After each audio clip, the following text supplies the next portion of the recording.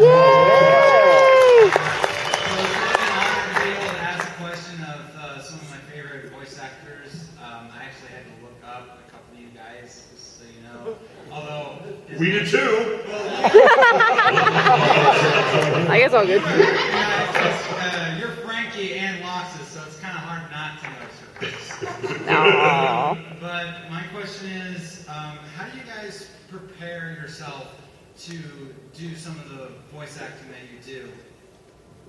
You look yourselves up on the internet and then progress. Oh, that's right. It's not making the noise anymore. How do we prepare? Oh God, how do we prepare? Is that really the question? Oh man. Sometimes what's interesting and what some people don't know is you don't get to prepare. It will happen that you can go in on the day of that you're booked and find out when you get there who you're playing and who and what that thing or person is. And I don't know. Preparing it doesn't really come into the equation, except warming up vocally. Yeah, when we get there, usually they'll show us who we're playing, and then based on what their physical attributes are, we start developing a character, and then 99% of the time we depend on the director to give us more information to help us. You know, it's like any acting role, the more information you have, the better you can portray. When I know ahead of time, I try to do as much research as I can on the character. Thank God for Wikipedia. I mean, listen. And then if we've done it before, and then we come back like 6 months later, they usually have a sample of what we've done before, so even if we've done a bunch in between, we can get back to that character. It's not an interesting answer, and it's not one that I even sort of do a good job of in my own life, but I feel like the best prep is just general prep, like, am I hydrating enough? Am I sleeping enough? Am I eating right? Am I stressed out? It's, all that life maintenance stuff you should be doing anyway, regardless of your job, that so few of us, or maybe it's just me, are good at doing. I feel like that's just the general. I mean, a lot of it, if you've got something where, it's going to be a throat ripper, put it at the end of the day or the end of the week, or schedule for a 2-hour session instead of a 4. I mean, there's that sort of scheduling strategy to it, but as far as just prepping for whatever the day calls for, just making sure that you're conscious and well fed and well watered and well rested and ready to go be, a show dog, as it were. Yeah, and I would add to that, kind of onto what they both said, is that, you completely do walk into the studio as the actor and surrender yourself to the script and to the director, because they know the entire content of what's happening. And so let them guide you and just be flexible and an instrument, to let the character flow through. Anime is so much more technical. It's so underrated as an actor. We've been doing it so long, but it's much more technical. You have to act in a certain time frame, and you're dubbing that character, and there's a lot of technicality to the art of dubbing anime as well. For me, it's like, because a lot of the characters that I've normally had to play have been like really high-pitched characters. As I got older, I know, right? Shocker! But as I got older, it's like my voice has actually gotten a lot lower. And so, it's like simple things like avoiding rooms that have a lot of smoke in it. I literally avoid people that smoke like the plague. The few days before leading up to recording, I won't drink anything that could dehydrate me. No alcohol or anything like that. It's like, but for the most part, I get really quiet, like the day leading up to voice acting. Like I won't say anything. Like I'll spend an entire day just texting and I won't talk. So yeah, that's always really weird because people they look at me and they're like, oh, she's wild and crazy, and then it's like they actually see me at work and I'm just like, it's like really quiet and they're like, what the heck is wrong with this picture? But yeah, it's like I am silent. I am silent the day before. Yeah. Okay. Also, I was wondering, do you all of you guys like being villains or heroes better? Like, which one is your favorite kind of? Heroes for the money and villains for the fun. That's it for all of us, right? I think villains have have a lot of interesting qualities. Like usually the villains come from some wounded place, so I think there's a lot. Our villains are sometimes more interesting, but yeah, I love playing them all. Thank you. Thank you.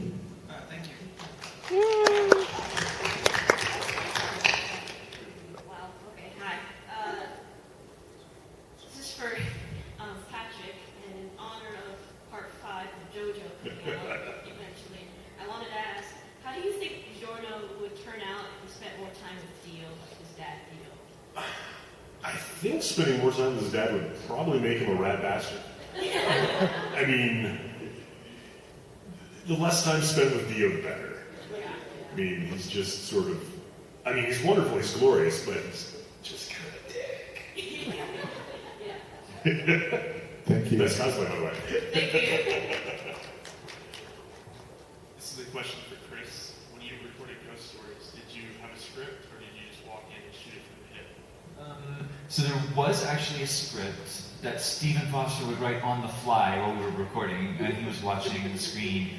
And then the sort of unspoken rule was if we came up with an alternate that he thought was funnier than his, that went in, and that's why we're all credited as writers on the show. So it's sort of like there's this myth that we improvised the whole thing. That's not what happened, but we would rewrite stuff on the fly that would go in. Right, thank you. Yeah, thank you. Hi, this is another question for Chris. I was wondering if you could do a Kishinazra line for us, please. What? Kishinazra from Soul Eater. Do you have one that you can spit at me that I can spit back to you? No? Then I'm not sure what I'm going to do. Oh, see, I did it like that. Okay, I worked it in. Oh my god. Anything else? Thank you so much.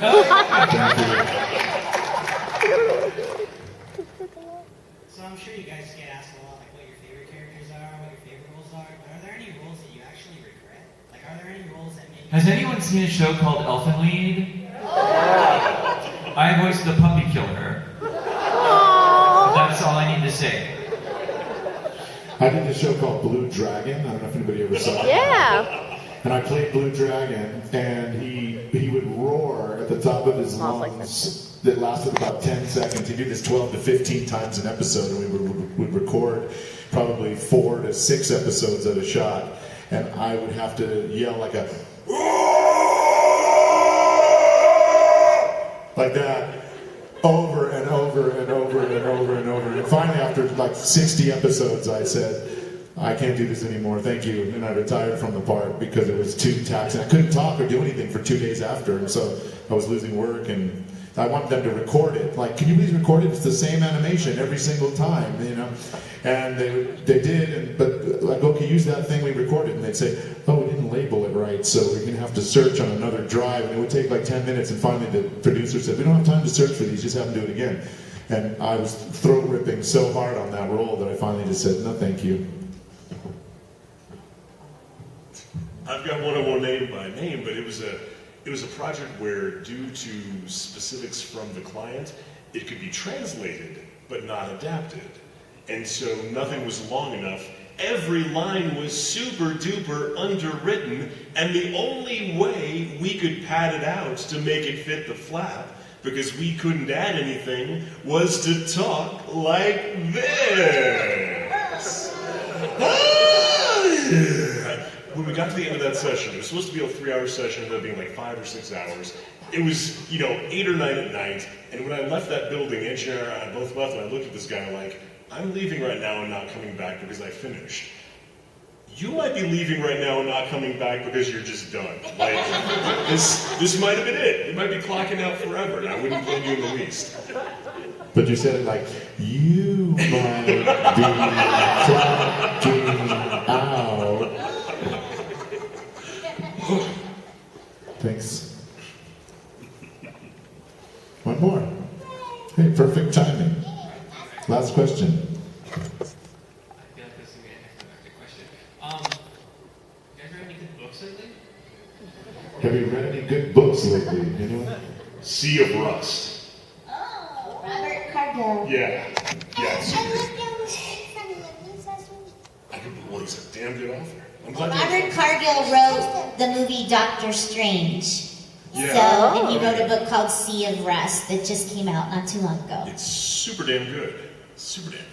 I'm reading like 3 books right now, but my favorite one out of the 3 is a book called Me and the Devil by an author called Nick Tosches, and he's very dark and strange, which is my aesthetic.